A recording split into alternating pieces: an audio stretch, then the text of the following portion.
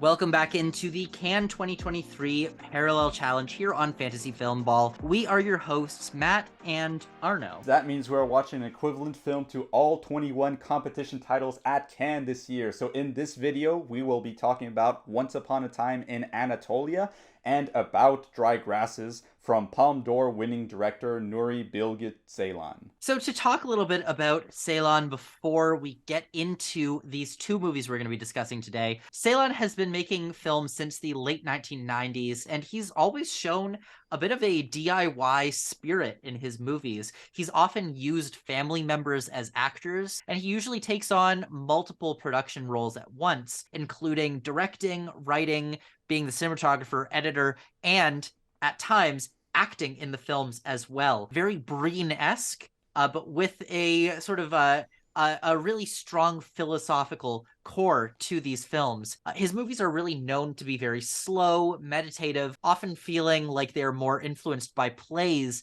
and by novels than they are by the cinema. There's a lot of dialogue, very long shots, and a lot of philosophical musings that seem reminiscent of a Dostoevsky novel. His most well-known film would be Winter Sleep, which won the Palme d'Or at Cannes in 2014. Aside from that, he has played in competition 6 times so far. About Dry Grasses will be his 7th film in competition. Now, we chose Once Upon a Time in Anatolia as the film that we'll be speaking about today because this film won the Grand Prix at Cannes in 2011, and we've both seen some of his other most notable films. So this was the one that we both somehow hadn't seen. I'm gonna be honest, this one I think might be my favorite so far. My experience with Ceylan is a lot more limited. I think I've only seen Winter Sleep, and I saw it back in 2014, so it's been nearly 9 years since I'd seen one of his films. I have some catching up to do, especially after having seen this one, which I am very impressed with. This is Ceylan's version of a police procedural in many ways. This starts as a search for a corpse in rural Anatolia as police struggle to get the suspect to remember where he buried the body. Things get a little bit messy. The film really just takes place over a period of less than 24 hours. And so we're really just kind of following these characters as they discuss things with themselves in downtime, as they explore the landscape around them. And ultimately, to me at least, this is not a mystery in the slightest. This is more of a film that is focused on the poetry of this situation, weirdly enough, and a film about subjectivity, whereas everybody has a point of view, and when they start talking to each other, their ways of life kind of goes into conflict. I think the title kind of says it all, where I think there is even a monologue in the film where a character says, oh, this could be a fairy tale, Once Upon a Time in Anatolia, or this could be what we're living right now, which is, waiting for these guys to look for a body and as we're looking over the cars. I feel like Ceylan's style is very well suited to a film that takes place over a very short span of time. He's very good at drawing out character through seemingly irrelevant discussions. They talk about cooking and they talk about yogurt for like 5-minute chunk of this movie. That sort of thing is very interesting because he draws out character and intrigue and conflict out of very mundane things. Placing this over a small time frame allows for those discussions to really grow. This title, he's talking about fairy tales, but it reminds me a lot of old Western movies, like, of course, Once Upon a Time in the West, Once Upon a Time in America, which is a great gangster film, or more recently Tarantino with Once Upon a Time in Hollywood. There could not be more differences between Ceylan and Quentin Tarantino. However, the one thing that I think is really an interesting parallel between Quentin Tarantino and Nuri Bilge Ceylan, characters talking about nothing against a backdrop of violence. The screenplay is not conventional in any way. I love the way that Ceylan shoots this film using a lot of wide shots of landscapes. He knows that Anatolia is a very stark and beautiful region in Turkey, and he uses backlighting in a really interesting way, especially because much of this movie takes place in the dead of night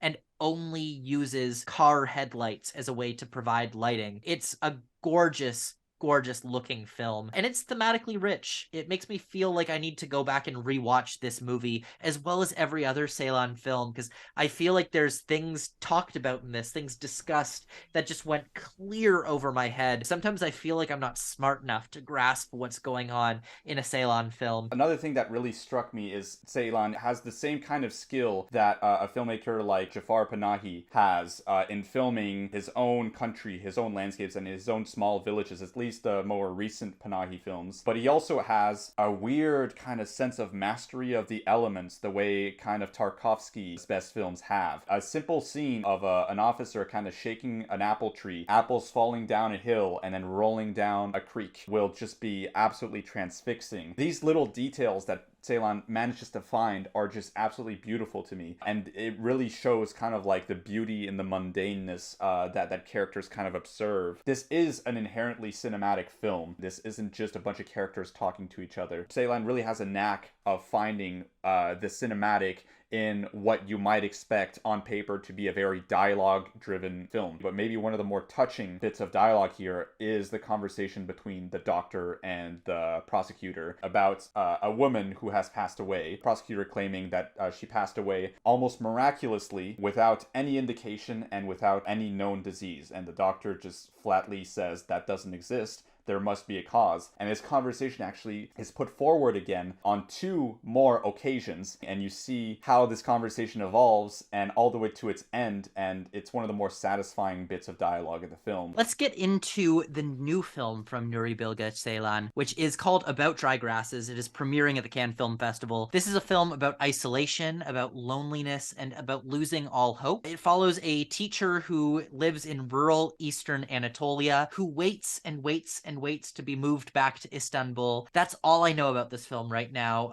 And Arnaud, perhaps you know a little bit more. I'm definitely more interested in this new film than I was beforehand. Ceylan is someone who it feels like I just need to learn more about. I need to rewatch his films and give them another shot. I'm not sure that this will be a Palm contender, especially because he's already won. The premise of this one doesn't sound as cutting edge or as fascinating as some of the other films that he's put forward in the past. I'm trying to learn as little as possible about this film before going in. I think for Ceylan, I don't need to know more. I know his style. He's the type of filmmaker that can be maybe unfairly boxed into the directors who make the same film over and over again. It's a comment that is made because he has a very distinct style that is recurrent, that he's kind of mastering or at least exploring more and more. He's not going to do something radically different. This new film is coming off The Wild Pear Tree. I might be wrong on this, but I think it's the only film of his that played in Cannes competition that did not win a prize. Ceylan is usually really good with the jury. Is this a phase we are starting with Ceylan, which is that even with his films being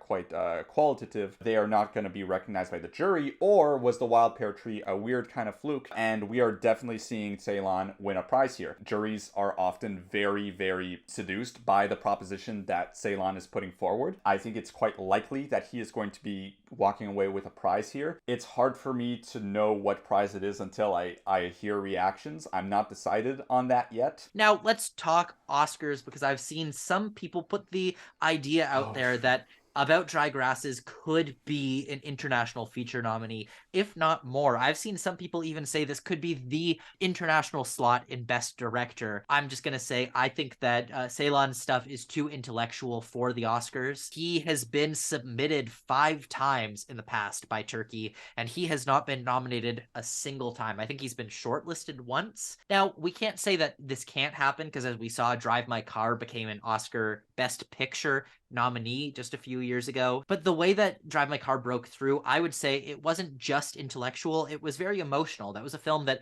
moved you with the story of the characters and made you feel for them. I don't think Ceylan is interested at all in making his audience feel. I think he's very much interested in the intellectual aspect of making us think about their lives. But that just doesn't sound like something that's going to land with the Oscars. So maybe I'll be wrong, but I just don't think that this gets nominated or even shortlisted at the Academy Awards. Unless we have some proof that this is looking like a Drive My Car miracle. This reminds me a lot of the discourse that was brewing around Memoria coming out in Cannes and being like, oh, this is going to be Veracita Cool's most accessible film. He's with Tilda Swinton. He's shooting in Colombia. This will be the Cannes Best Director.